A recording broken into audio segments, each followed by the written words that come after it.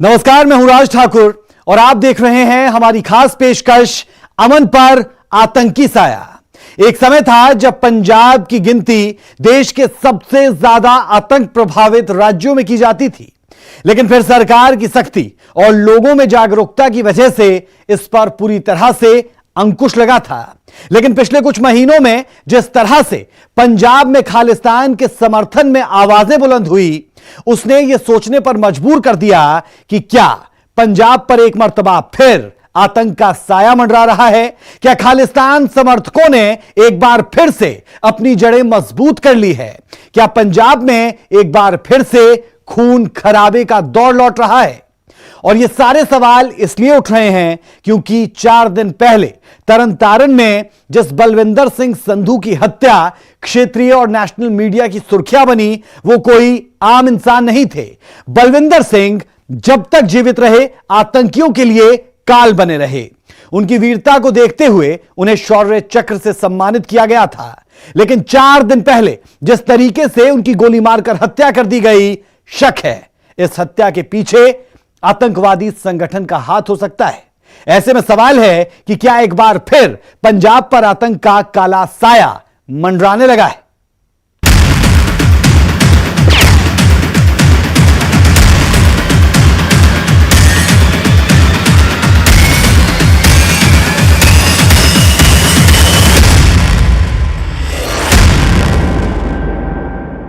अमन पर आतंकी साया।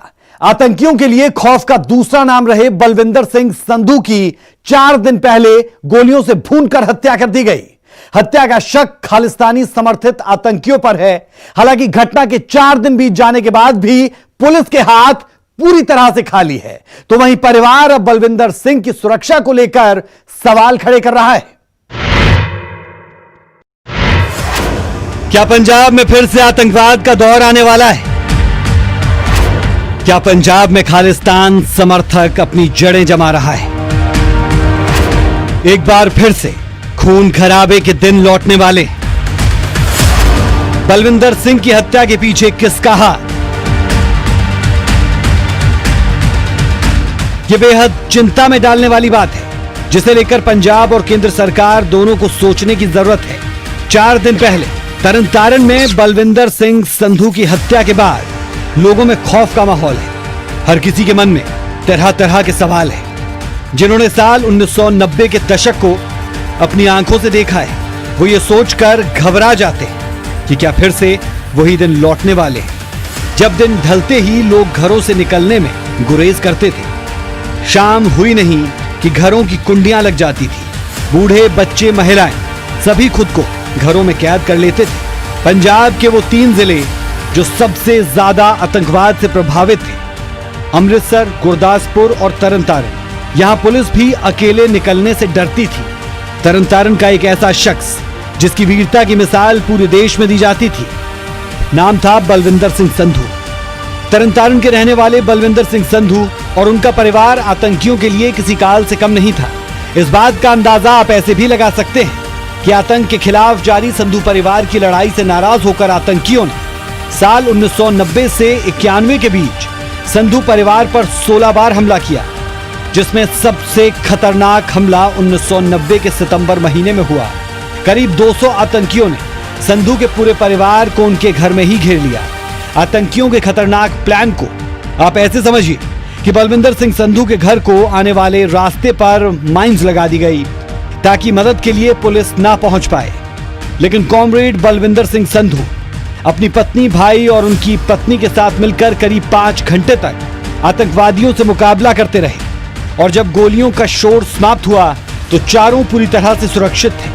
भारत के राष्ट्रपति ने संधू परिवार के चारों सदस्यों को उनकी इस वीरता के लिए शौर्य चक्र से सम्मानित किया। धीरे धीरे समय बीता और पंजाब में खुशहाली भी लौटी, लेकिन एक दशक बाद तरनतारन एक बार फिर चर्चा में। बहादुरी की मिसाल बलविंदर सिंह को बाइक सवार बदमाशों ने गोलियों से भून दिया। तरीके दे नाल एक पूरी प्लानिंग दे तहत, क्योंकि इत्थों ਪਰਿਵਾਰ ਬਲਵਿੰਦਰ ਸਿੰਘ ਰੋਜ਼ਾਨਾ ਇੱਥੇ ਬੂਟਿਆਂ ਨੂੰ ਪਾਣੀ ਦਿੰਦਾ ਸੀ। ਰੇਕੀ ਕੀਤੀ ਗਈ, ਰੇਕੀ ਕਰਕੇ ਪਤਾ ਸੀ ਕਿ ਇਹ ਛੋਟਾ ਗੇਟ ਖੁੱਲਾ ਹੁੰਦਾ, ਵੱਡਾ ਗੇਟ ਨਹੀਂ ਖੁੱਲਦਾ, ਤਾਂ ਬੜੇ ਆਸਾਨੀ ਦੇ ਨਾਲ ਦਿਨ ਦਿਹਾੜੇ ਸਵੇਰੇ 7 ਵਜੇ ਬੜੇ ਆਸਾਨੀ ਦੇ ਨਾਲ ਇੱਥੋਂ ਸ਼ਰੇਆਮ ਮੋਟਰਸਾਈਕਲ ਦੇ ਉੱਤੇ ਨਿਕਲਦਾ ਅੰਮ੍ਰਿਤਸਰ ਵਾਲੇ ਪਾਸੇ ਤੋਂ ਮੋਟਰਸਾਈਕਲ ਆਇਆ ਸੀ ਔਰ ਇੱਥੇ ਤਾਬੜਤੋੜ ਫਾਇਰਿੰਗ ਕੀਤੀ ਜਾਂਦੀ ਹੈ ਬਲਵਿੰਦਰ ਸਿੰਘ ਦੇ ਉੱਤੇ ਔਰ ਉਸ ਤੋਂ ਬਾਅਦ ਆਰਾਮ ਨਾਲ ਉਹ ਸ਼ਖਸ ਜਿਹੜੇ ਨੇ ਦੋਵੇਂ शख्स ਜਿਹੜੇ ਨੇ ਉਹ फरार हो जाते हैं। वैसे तो बलविंदर सिंह का पूरा परिवार खुद की सुरक्षा करने में सक्षम है, लेकिन सवाल उस शासन व्यवस्था पर भी उठना लाजमी है कि बलविंदर सिंह संधू को सुरक्षा क्यों नहीं मुहैया करवाई गई। परिवार का ये जायज सवाल सरकार से भी। हमारी फैमिली तो कई सालों से 31 जनवरी 1990 से हिट लिस्ट पे चल रही है। जिन लोगों ने स्टेटस सिंबल बनाया हुआ है उनके पास सिक्योरिटी है, हमारी जरूरत मानती थी, हमें नहीं दी गई। 4 दिन पहले हुई इस हत्या के बाद पुलिस तफ्तीश में जरूर जुटी, लेकिन हाथ कुछ नहीं लगा। पंजाब की कैप्टन सरकार ने आरोपियों की गिरफ्तारी के लिए SIT का गठन तो कर दिया, लेकिन प्रशासन के पास सिवाय ये कहने के कि जांच अभी जारी है और कुछ नहीं। ਪੁੱਛਗਿੱਛ ਚੱਲ ਰਹੀ ਹੈ। ਹਾਂਜੀ, ਬਾਕੀ ਅਸੀਂ ਅਜੇ ਇਨਵੈਸਟੀਗੇਸ਼ਨ ਸਾਡੀ ਜਿਹੜੀ ਹੈ ਕੁਝ ਦੱਸਣ ਤੋਂ ਪ੍ਰਭਾਵਿਤ ਹੋ ਸਕਦੀ, ਇਹ ਕਰਕੇ ਤਫਤੀਸ਼ ਬਾਰੇ ਅਸੀਂ ਕੁਝ ਨਹੀਂ ਦੱਸ ਸਕਦੇ। ਇੱਕ ਥਿਊਰੀ ਪੁਲਿਸ ਕਹਿੰਦੇ ਕਿ ਇਸ ਗੱਲ ਤੇ ਵੀ ਕੰਮ ਕਰ ਰਹੀ ਹੈ ਕਿ ਜੋ 90 ਦੇ 80 ਦੇ ਦਹਾਕੇ 'ਚ ਖਾੜਕੂਆਂ ਨਾਲ ਜੋ ਰਹੀ ਹੈ ਦੁਸ਼ਮਣੀ, ਉਹਨਾਂ ਦੇ ਪਰਿਵਾਰਕ ਮੈਂਬਰਾਂ ਵੱਲੋਂ ਵੀ ਜਿਹੜਾ ਵਾ ਉਹ ਹਮਲਾ ਹੋ ਸਕਦਾ ਹੈ। ਇਸ ਤਰੀਕੇ ਵੀ ਥਿਊਰੀ ਪੁਲਿਸ ਕੰਮ ਕਰ ਰਹੀ ਹੈ। ਅਸੀਂ ਅਜੇ ਸਾਰੇ ਐਂਗਲਾਂ ਤੇ ਕੰਮ ਕਰ ਰਹੇ ਹਾਂ, ਸਾਰੇ ਹੀ। ਠੀਕ ਹੈ, ਜਦੋਂ ਵੀ ਕੋਈ ਬਿਲਕੁਲ ਸਹੀ ਤੱਥ ਸਾਹਮਣੇ ਆਉਣਗੇ ਫਿਰ ਦੱਸਿਆ ਜਾਏਗਾ। आपको बता दें कि रेफरेंडम 2020 खालिस्तान समर्थक कुछ सिखों का अलग देश बनाने को लेकर एक आंदोलन है, जिसे समय समय पर हवा दी जाती है। इस आंदोलन को पाकिस्तान की ISI की शह पर भारत समेत दुनिया के कई देशों में भारत विरोधी एजेंडे के रूप में आगे चलाया जा रहा है। हालांकि यहाँ पाकिस्तान और अलग खालिस्तान की मांग करने वाले ये भूल जाते हैं कि भारत अब बहुत आगे निकल चुका है और किसी एजेंडे में हिंदुस्तान को हिला पाने का दम नहीं है। Bureau report, news 18।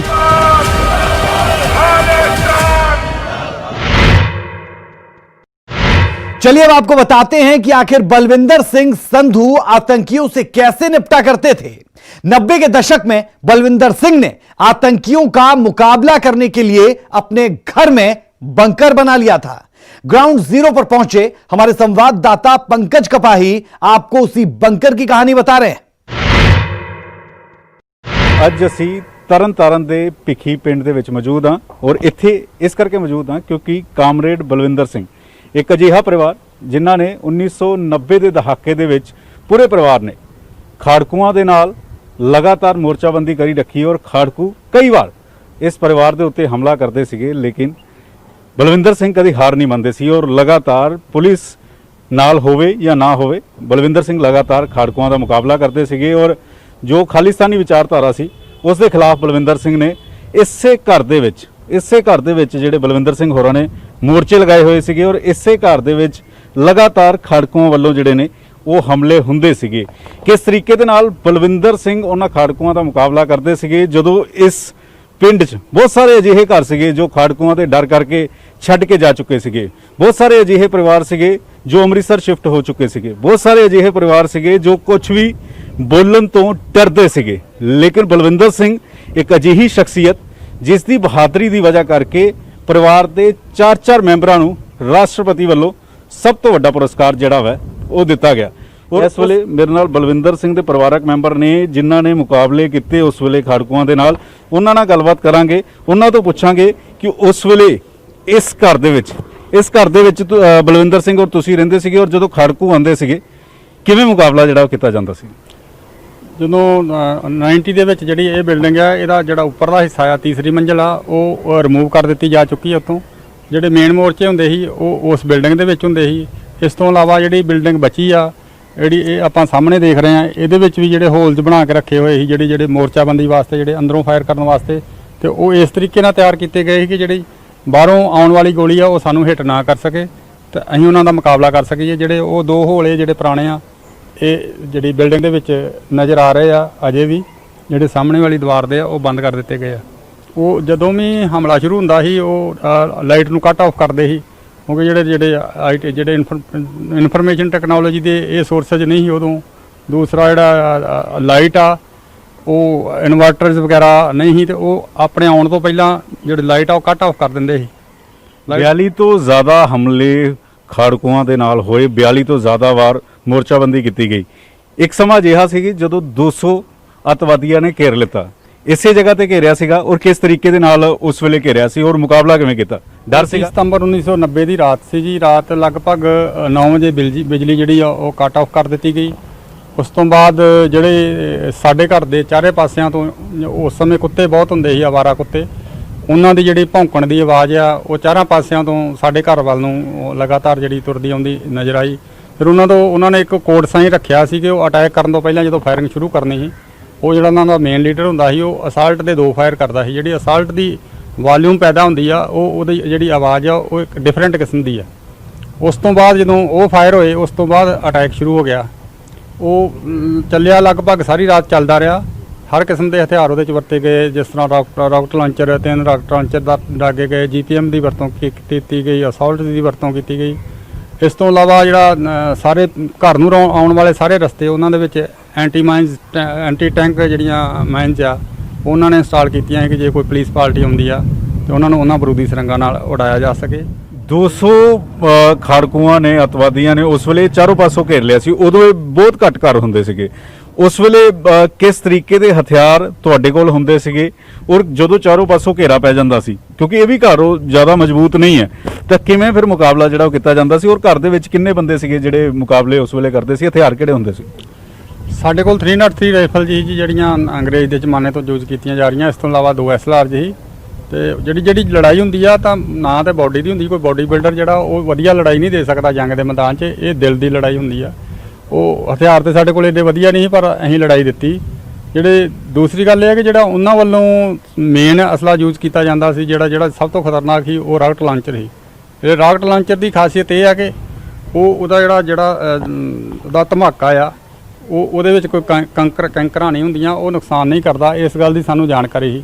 ਜਾਂ ਉਹ ਗ੍ਰਨੇਡ ਵਰਤ ਸਕਦੇ ਸੀ, ਗ੍ਰਨੇਡ ਸਾਡੇ ਨੁਕਸਾਨ ਕਰ ਸਕਦਾ, ਪਰ ਗ੍ਰਨੇਡ ਇੱਥੇ ਤੱਕ ਪਹੁੰਚਦਾ ਨਹੀਂ ਸੀ ਤੀਸਰੀ ਮੰਜ਼ਿਲ ਤੇ। ਰਾਕਟ ਲਾਂਚਰ ਤੋਂ ਕੋਈ ਨੁਕਸਾਨ ਦੀ ਆਸ ਨਹੀਂ ਸੀ ਸਾਨੂੰ। ਪਰਿਵਾਰ ਦੇ ਇੱਕ ਹੋਰ ਮੈਂਬਰ ਦੇ ਨਾਲ ਮੁਲਾਕਾਤ ਕਰਾਉਂਦੇ ਆ। ਸ਼ੌਰਯ ਚੱਕਰ ਅਵਾਰਡ ਜਿਹੜਾ ਉਹ ਮਿਲਿਆ ਹੋਇਆ ਵਾ ਔਰ ਇਹਨਾਂ ਨਾਲ ਗੱਲਬਾਤ ਕਰਦੇ ਆ ਕਿ ਉਸ ਵੇਲੇ ਡਰ ਲੱਗਦਾ ਸੀਗਾ ਜਦੋਂ ਚਾਰੋਂ ਪਾਸੋਂ ਘੇਰਾ ਪੈ ਜਾਂਦਾ ਸੀਗਾ, ਅੱਤਵਾਦੀਆਂ ਨਾਲ ਮੁਕਾਬਲਾ ਹੁੰਦਾ ਸੀ, ਤੁਹਾਡੇ ਕੋਲ ਅਸਲੇ ਵੀ ਏਡੇ ਜ਼ਬਰਦਸਤ ਨਹੀਂ ਹੁੰਦੇ ਸੀਗੇ? ਚਲੋ ਡਰ ਤਾਂ ਦੁਸ਼ਮਣ ਦਾ ਹੁੰਦਾ ਵੀ ਆ, ਪਰ ਅਸੀਂ ਨਹੀਂ ਹਾਂ ਡਰਦੇ। ਬਲਵਿੰਦਰ ਸਿੰਘ ਹੋਰੀ ਉਦੋਂ ਉਸ ਵੇਲੇ ਕੀ ਕਹਿੰਦੇ ਸੀਗੇ ਕਿ ਇਦਾਂ ਆਪਾਂ ਲੜਾਈ ਲੜਨੀ ਹੈ ਔਰ ਇਦਾਂ ਬਚਿਆ ਜਾ ਸਕਦਾ? ਹਾਂਜੀ, ਲੜਾਈ ਲੜਾਂਗੇ, ਜੇ ਬਾਹਾਂ ਖੜੀਆਂ ਕਰ ਦਿੰਦੇ ਤਾਂ ਸਾਨੂੰ ਉਹਨੇ ਮਾਰ ਜਾਣਾ ਸੀ। ਲੜਨਾ ਹੀ ਪੈਣਾ ਸੀ। ਲੜੇ 42 ਤੋਂ ਜ਼ਿਆਦਾ ਹਮਲੇ ਕਾਮਰੇਡ ਬਲਵਿੰਦਰ ਸਿੰਘ ਦੇ ਪਰਿਵਾਰ ਤੇ ਅੱਤਵਾਦੀਆਂ ਵੱਲੋਂ, ਖਾੜਕੂਆਂ ਵੱਲੋਂ ਕੀਤੇ ਗਏ, ਲੇਕਿਨ ਬਲਵਿੰਦਰ ਸਿੰਘ ਨਾ ਕਦੇ ਝੁਕੇ ਨਾ ਕਦੇ ਡਰੇ। कैमरामैन जतिंदर के नाल पंकज कपाही, न्यूज़ 18 भीखीबेन। जी हां, अमन पर आतंकी साया।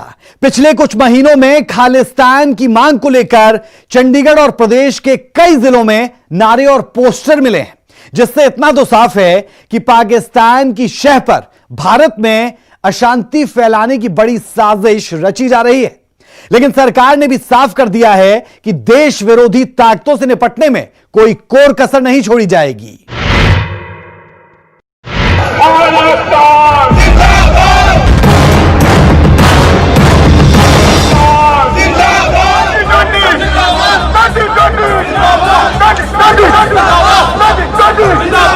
पंजाब में दशकों पहले आतंक का सफाया किया जा चुका है, लेकिन खालिस्तान की मांग कभी खत्म नहीं हुई। इतना जरूर है कि ये मांग कमजोर हुई, लेकिन 2020 आते आते एक बार फिर से खालिस्तान की मांग जोर पकड़ने लगी।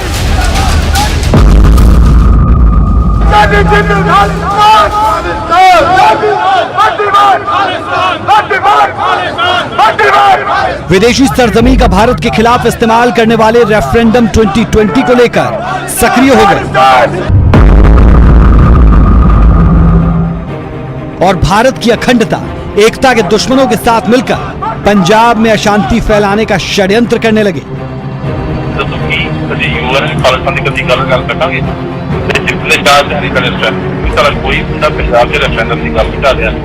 पहले केंद्र और फिर राज्य सरकार ने इस मामले को गंभीरता से नहीं लिया, लेकिन जब खालिस्तान की मांग को लेकर विदेशों में रैलियां निकाली गई तो सरकार भी सिहर गई।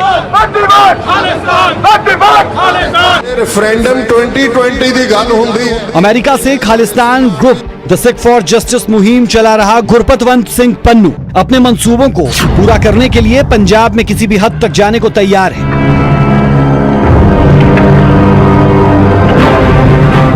पंजाब सरकार को भी इस बात का अंदेशा है कि रेफरेंडम 2020 के बहाने दुश्मन देश पाकिस्तान ऐसे लोगों के साथ मिलकर भारत के खिलाफ एक बड़ी साजिश रच रहा है। इस बात के कई सबूत मिले। बार बार अलग अलग जगहों पर खालिस्तान के समर्थन में लगने वाले नारे और पोस्टर इस बात को साबित करने के लिए काफी है। पंजाब में खालिस्तान की आग धधक रही है। देश विरोधी ताकतें इस आग को हवा दे रही हैं। चरमपंथी सिख कई बार इस मांग को सार्वजनिक तौर पर उठा चुके हैं।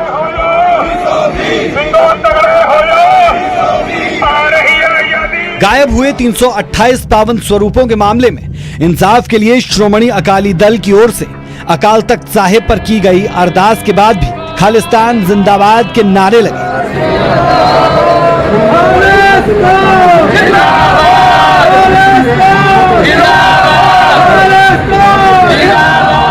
इससे पहले ऑपरेशन ब्लू स्टार के 36 साल पूरे होने पर स्वर्ण मंदिर परिसर में सिख कट्टरपंथियों ने खालिस्तान समर्थक नारे लगाए थे। स्वर्ण मंदिर में अरदास की आड़ में होने वाले खालिस्तान समर्थित नारेबाजी इत्तेफाक नहीं है, बल्कि इसके पीछे एक बड़ी गहरी साजिश है।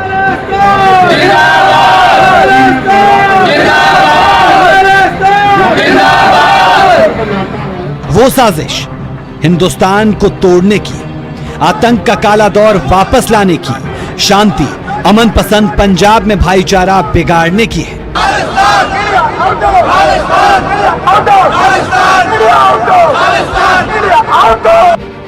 हद तो तब हो गई जब जिला मोगा में डीसी दफ्तर पर खालिस्तान का झंडा तक लगा दिया गया। अब तो हालात ये हैं कि पंजाब और हरियाणा की राजधानी चंडीगढ़ तक में खालिस्तान की आहट सुनाई देने लगी है। चंडीगढ़ के सेक्टर 16 बस स्टॉप पर खालिस्तान जिंदाबाद के पोस्टर लगाए गए। इससे पहले भी सेक्टर 28 और सेक्टर 44 में सड़क किनारे खालिस्तान जिंदाबाद के पोस्टर लगे थे। चंडीगढ़ ਵਿੱਚ ਇੱਕ ਵਾਰ ਫਿਰ ਖਾਲਿਸਤਾਨ ਜਿੰਦਾਬਾਦ ਦੇ ਪੋਸਟਰ ਲੱਗੇ ਨੇ, ਜਿਨ੍ਹਾਂ ਨੂੰ ਲੈ ਕੇ ਹੁਣ ਥਾਣਾ ਦੇ ਜਿਹੜੇ ਪ੍ਰਭਾਰੀ ਹੈ ਉਹ ਵੀ ਇੱਥੇ ਪਹੁੰਚੇ ਨੇ। ਲੇਕਿਨ ਸਭ ਤੋਂ ਵੱਡੀ ਗੱਲ ਹੈ ਹੁਣ ਥਾਣਾ ਜਿਹੜੇ ਪ੍ਰਭਾਰੀ ਹੈ ਉਹ ਪੋਸਟਰ ਨੂੰ ਪੜ੍ਹਦੇ ਨਜ਼ਰ ਆ ਰਹੇ ਨੇ। ਲੇਕਿਨ ਸਭ ਤੋਂ ਵੱਡੀ ਗੱਲ ਹੈ ਕਿ ਆਖਿਰ ਇਹ ਜਿਹੜੇ ਪੋਸਟਰ ਨੇ, ਇਹ ਜਿਹੜੀ ਸਾਜ਼ਿਸ਼ ਹੈ, ਇਹ ਕੌਣ ਰਚ ਰਿਹਾ? ਕਿਉਂਕਿ ਇਸ ਤੋਂ ਪਹਿਲਾਂ ਵੀ ਸੈਕਟਰ 28 'ਚ ਇਹ ਪੋਸਟਰ ਲਾਏ ਗਏ ਸੀ, ਉਸ ਤੋਂ ਪਹਿਲਾਂ ਸੈਕਟਰ 44 'ਚ ਇਹ ਪੋਸਟਰ ਲਾਏ ਗਏ ਸੀ। ਕਿਤੇ ਨਾ ਕਿਤੇ ਮਾਹੌਲ ਖਰਾਬ ਕਰਨ ਦੀ ਕੋਸ਼ਿਸ਼ ਜਿਹੜੀ ਹੈ ਉਹ ਕੀਤੀ ਜਾ ਰਹੀ ਹੈ। ਲੇਕਿਨ ਮੌਕੇ ਤੇ ਪਹੁੰਚ ਕੇ ਇੱਥੇ ਜਿਹੜੇ ਥਾਣਾ ਪ੍ਰਭਾਰੀ ਹੈ SHO ਰਾਮ ਰਤਨ ਜੀ, ਉਹਨਾਂ ਨੇ ਇੱਥੇ ਪੋਸਟਰ ਲਾ ਕੇ ਇਹਨਾਂ ਨੂੰ ਫਾੜਦੇ ਨਜ਼ਰ ਆ ਰਹੇ ਨੇ। ਸਭ ਤੋਂ ਵੱਡਾ ਸਵਾਲ ਇਹਦੇ ਵਿੱਚ ਇਹ ਹੈ ਕਿ ਆਖਿਰ इस तरह के ਜਿਹੜੇ पोस्टर है ये ला कौन रहा है? साजिश कौन रच रहा है? माहौल खराब करने की कोशिश कौन कर रहा है? क्योंकि बलविंदर सिंह की जी मौत हुई है उस तो बाद भी परिवार जोड़ा है वो साफ तौर पर कहता नज़र आ रहा है कि रेफरेंडम 2020 का है। उस तो बाद पंजाब के जोड़े मंत्री है वो भी कहते नज़र आ रहे हैं। हालांकि हुण इत्थे पुलिस पहुँच चुकी है, पुलिस के जोड़े कांस्टेबल ने SHO खुद इत्थे मौके पर पहुँच के ये सारा जोड़ा है वो हटाते नज़र आ रहे हैं। किते ना किते हुण सवाल ये कई ने कि आखिर ये जी चीज़ां जी बैड एलीमेंट्स हैं इन्हों कौन ये कर रहा है?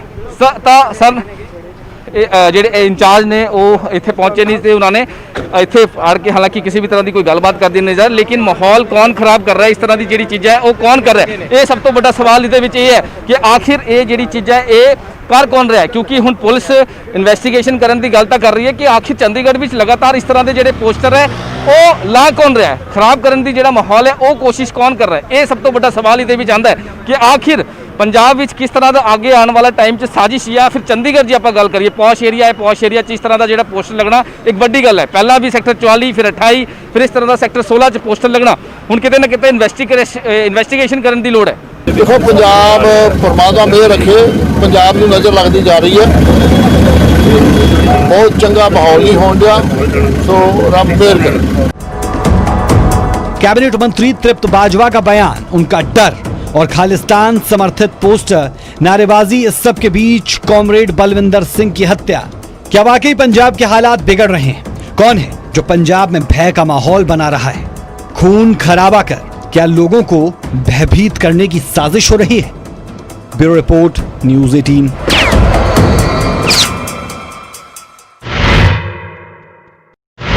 तो इसीलिए हम कह रहे हैं, अमन पर आतंकी साया। हमारे साथ हमारी खास पेशकश में फिलहाल के लिए इतना ही। मुझे और मेरी पूरी टीम को दीजिए इजाजत, लेकिन खबरों का सिलसिला न्यूज़ 18 पंजाब, हरियाणा, हिमाचल पर कभी नहीं रुकता। बने रहे हमारे साथ।